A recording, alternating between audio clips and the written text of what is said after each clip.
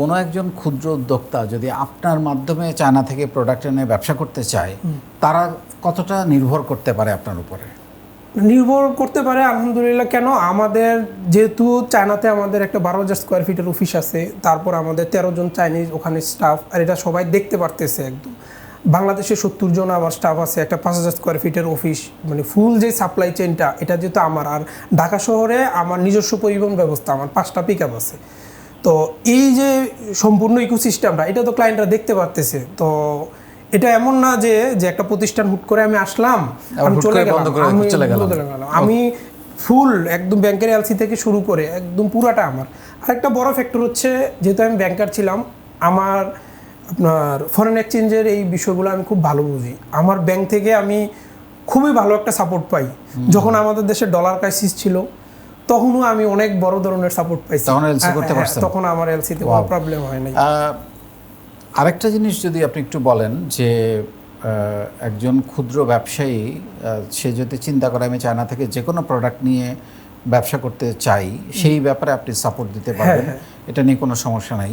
কিন্তু আমার জানার যে বিষয়টা সেটা হচ্ছে এই টোটাল প্রসেস, আপনি যে সাপ্লাই চেইন তৈরি করেছেন বা যে জায়গায় এসছেন, কতগুলো কাস্টমার নিয়ে এখন কাজ করতেছেন? এখন আমার রেজিস্টার্ড ক্লায়েন্ট আছে 2,30,000 আমার সাথে। ওরা কিন্তু ক্লায়েন্ট B2B, মানে আমাদের বিজনেস টু বিজনেস, ইন্ডিভিজুয়াল না, ওরা কিন্তু সবাই ব্যবসায়ী। কত বছর ব্যবসার বয়স? আমার বিজনেস যদি আমি ওই যে স্টুডেন্ট লাইফ থেকে ধরি তাহলে তো অনেক লম্বা সময়। Sky by 10 years. 10 years. So 10 ইয়ার্সে 2 লাখ প্লাস আপনার ক্লায়েন্ট। 2,30,000 রেগুলার কাস্টমার কতজন? এর মধ্যে আমাদের মানে এভারেজ 1500-1600 প্রত্যেক শিপমেন্টেই অর্ডার দেয়। তো এটা যেহেতু B2B, একজনই 1 টন 2 টন প্রোডাক্ট। কতগুলো শিপমেন্ট ক্যারি করেন মাসে? আমরা আপনার প্রত্যেক শুক্রবারে আমরা একটা 40 ফিট কন্টেইনার লোড দেই বাই সি এর জন্য।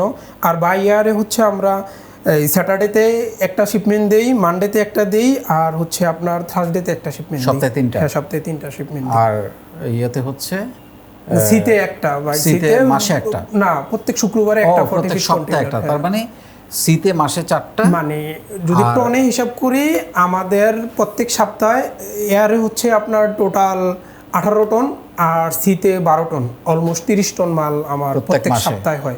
সপ্তাহে 30 টন মাল হয়। ওয়াও, তার মানে মাসে 120 টন। হ্যাঁ, অসাধারণ অসাধারণ। কোথায় যেতে চান এরপরে? আমি মানে আপনার চাচ্ছি যে একদম পুরা আরও যে এক্সপান্ড করার জন্য আমাদের আরও কিছু প্ল্যান আছে। যে আমি যেই যখন বিজনেস শুরু করছি, আমার বাসার খাটের নিচে আমি প্রোডাক্ট রাখতাম, আমার রুমমেটদের ডিস্টার্ব হতো। তো এখন আমি চাচ্ছি এরকম যে আমি ঢাকা সিটিতে বা বিভিন্ন জায়গায় বিভিন্ন ধরনের ওয়্যার হাউজিং ফেসিলিটিস দেবো। যারা চাকরির পাশাপাশি বিজনেস করতে চায়, ওরার প্রোডাক্টটা যেন আমার এখানে স্টক করে রাখতে পারে, রেখে আমরাই ওই প্রোডাক্টটা ডেলিভারি দিয়ে দিব। এই ধরনের আরও এক্সপান্ড করতে চাচ্ছি আর কি আমি। আপনি যদি পিছনে ফিরে তাকান, এই পর্যন্ত আপনার সবচাইতে বেস্ট 3টা ডিসিশনের কথা বলেন। বেস্ট, ডেফিনেটলি ব্যবসায় আসবো সিদ্ধান্ত নিয়ে, এটা একটা বেস্ট ডিসিশন। হ্যাঁ, এছাড়া আর কি বেস্ট ডিসিশন ছিল? চাকরিটা আমার ছেড়ে দেওয়া, আর সবচেয়ে বড় জিনিস হচ্ছে আমার যে চাইনিজ, ওকে কনভিন্স করে ওর চাকরিটা ছেড়ে দেওয়া। কারণ ও যদি তখন চাকরি না ছাড়তো, তাহলে হয়তো আমার চায়না সাইডটা এত স্ট্রং হতো না।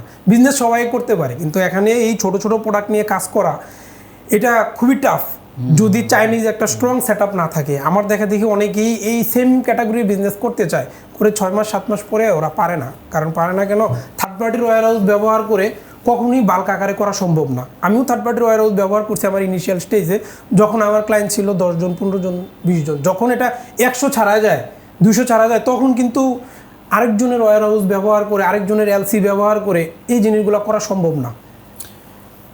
এই 10 বছরের জার্নিতে আপনার 3টা ভুল ডিসিশন, যেটা মনে হয় যে এটা আমার করা উচিত হয় নাই, এরকম কিছু মনে পড়ে?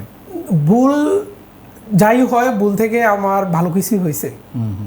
যেমন একটা ভুল আপনি বলছিলেন যে ওই যে এমন একটা পার্টির সাথে আপনি প্রোডাক্টটা এনেছেন, যারা এইটা ভুল হয়েছে, অবৈধ পণ্য। এই ভুলটা হওয়াতে আমার জীবনের একটা টার্নিং পয়েন্ট হয়েছে কি, এই ধাক্কাটা যদি আমার না হতো, তাহলে আমার ওই যে চাকরির বুটটা মাথায় এখনো থাকতো।